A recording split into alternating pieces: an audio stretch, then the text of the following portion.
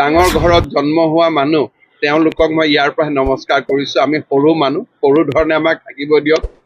ৰঞ্জিত দত্ত, বিজুলী বাইদেউ এইবিলাক পুৰণি বিজেপি নহয়, নতুন বিজেপি। মই কি ক'ম কওক?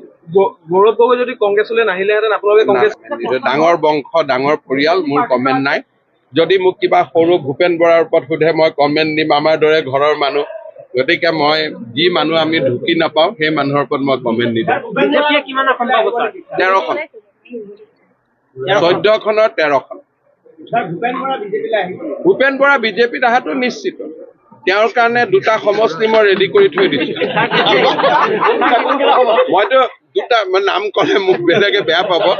মই তেওঁৰ কাৰণে দুটা সমষ্টি ৰেডি কৰি থৈ দিছোঁ। ডাঙৰ বংশক বাদ দি, ডাঙৰ মানে নিজকে ডাঙৰ বুলি ভবা বাদ দি, যিমান তৃণমূল পৰ্যায়ৰ কংগ্ৰেছ আছে সকলোৱে আমাক জইন কৰিব। এতিয়া